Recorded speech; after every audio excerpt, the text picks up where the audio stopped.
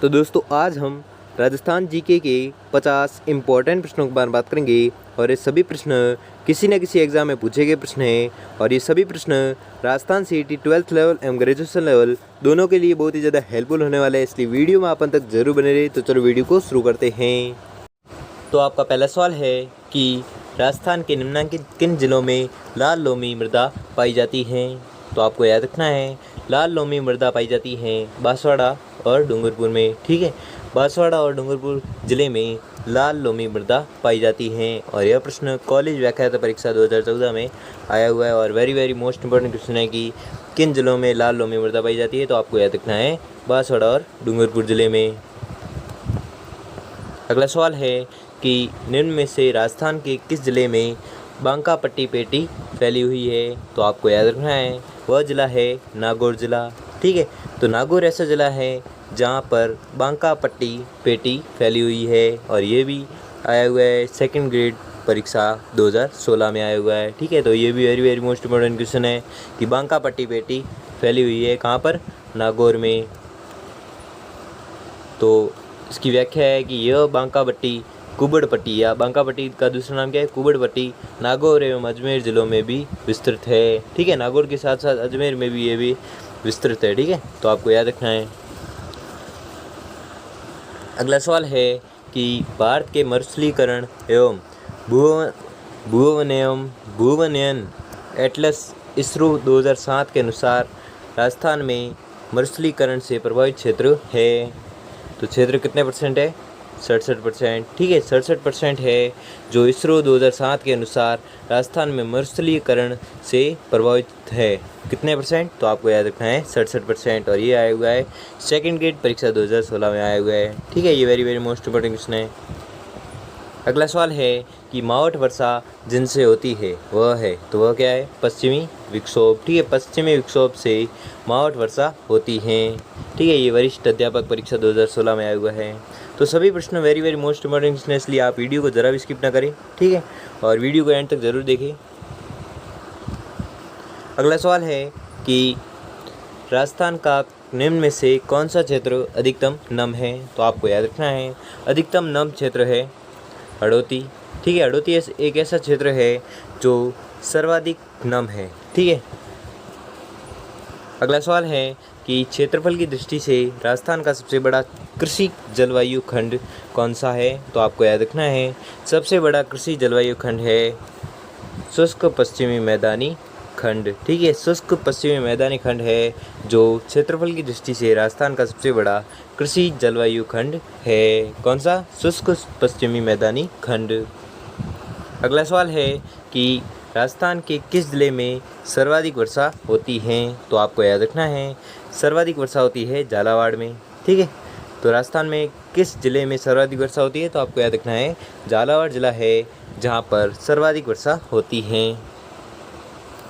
अगला सवाल है कि खड़ीन वर्षा जल संग्रहण की परंपरागत विधि पाई जाती है। तो कहाँ पर पाई जाती है, जैसलमेर में। ठीक है, जैसलमेर एक ऐसा जिला है जहाँ पर खड़ीन वर्षा जल संग्रहण की परंपरागत विधि पाई जाती है। कहाँ पर, जैसलमेर में।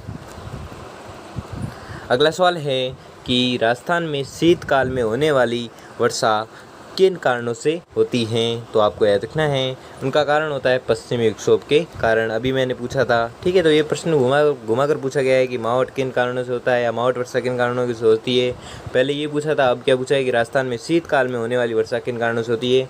तो प्रश्न का उत्तर सेम है लेकिन प्रश्न घुमा कर पूछा गया। ठीक है, तो उसको आपको क्या है, कन्फ्यूज नहीं होना है। तो प्रश्न का उत्तर क्या है कि पश्चिमी विक्षोभ के कारण मावठ वर्षा या शीतकाल में होने वाली वर्षा होती है। ठीक है, और ये पटवारी परीक्षा 2011 और RS परीक्षा 2013 में आया हुआ है और राजस्थान पुलिस कांस्टेबल में भी आया हुआ है प्रश्न।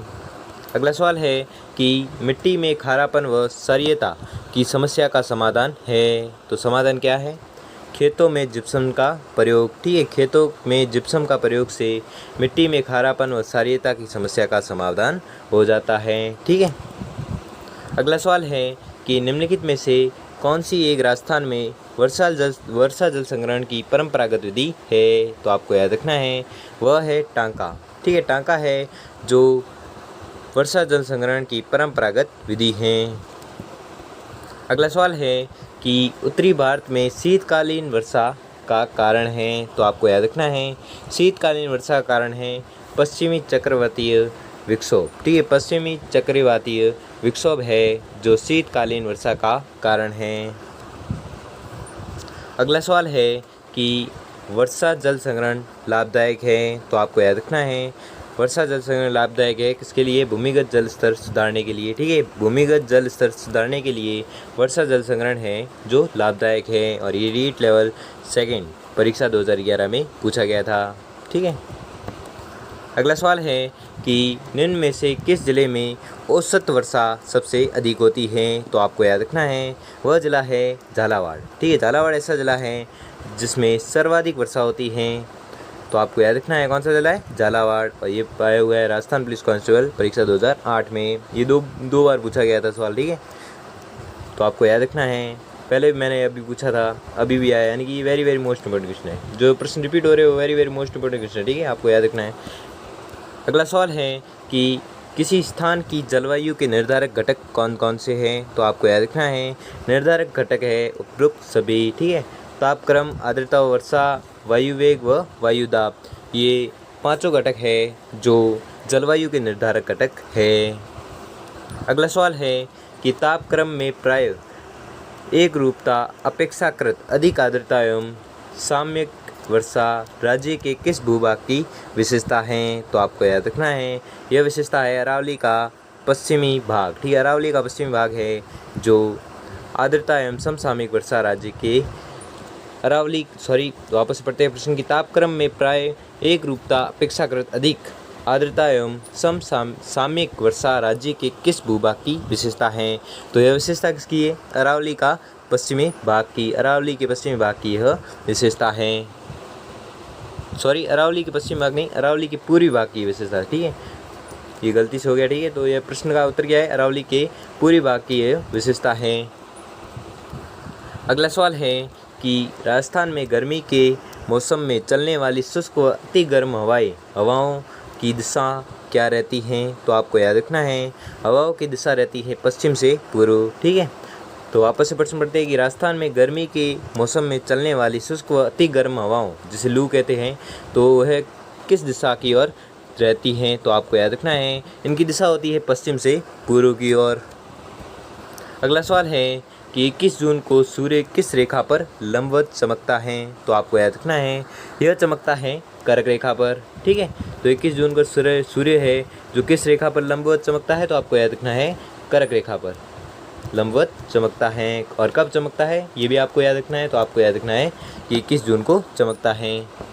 अगला सवाल है कि अक्टूबर नवंबर में राजस्थान में मानसून प्रत्यावर्तन के समय मानसूनी हवाओं के प्रवाह की दिशा क्या रहती है, तो आपको याद रखना है मानसून प्रवाह की दिशा रहती है उत्तर पश्चिम से दक्षिण पूर्व। ठीक है, उत्तर पश्चिम से दक्षिण पूर्व है।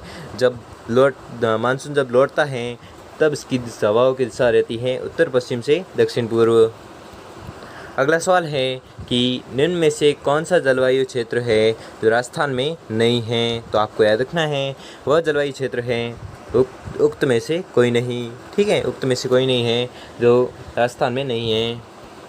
अगला सवाल है कि राजस्थान में अपेक्षित आर्द्रता सर्वाधिक कब रहती है, तो आपको याद रखना है अपेक्षित आर्द्रता है जो जुलाई अगस्त के महीने में रहती हैं। ठीक है, राजस्थान में अपेक्षित आर्द्रता सर्वाधिक कब रहती है, तो आपको याद रखना है सर्वाधिक रहती है जुलाई अगस्त के महीने में।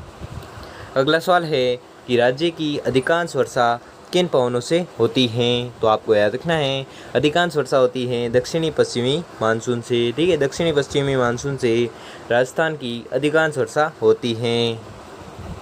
अगला सवाल है कि राजस्थान के किस क्षेत्र का दैनिक तापांतर सर्वाधिक रहता है, तो आपको याद रखना है यह रहता है पश्चिमी क्षेत्र का। ठीक है, राजस्थान के किस क्षेत्र का दैनिक तापांतर है जो सर्वाधिक रहता है, तो आपको याद रखना है पश्चिमी क्षेत्र का दैनिक तापांतर है जो सर्वाधिक रहता है। अगला सवाल है कि निम्नलिखित में से किस जिले में जलवायु की सर्वाधिक विषमता पाई जाती है, तो आपको याद रखना है वह जिला है जैसलमेर। ठीक है, जैसलमेर वह जिला है जिसमें जलवायु की सर्वाधिक विषमता पाई जाती है। ठीक है, अगला सवाल है कि प्राकृतिक वनस्पति के वितरण को प्रभावित करने वाला सबसे महत्वपूर्ण कारक कौन सा है, तो आपको याद रखना है सबसे महत्वपूर्ण कारक है जो जलवायु है। ठीक है, जलवायु है जो प्राकृतिक वनस्पति के वितरण को प्रभावित करने वाला सबसे महत्वपूर्ण कारक है। कौन सा है, तो जलवायु है। ठीक है, तो दोस्तों आपको वीडियो कैसा लगा हमें कमेंट बॉक्स में कमेंट करके ज़रूर बताएं, और वीडियो को बनाने में बहुत दिन लगे हैं, इसलिए वीडियो को लाइक और चैनल को सब्सक्राइब कर लीजिए। धन्यवाद।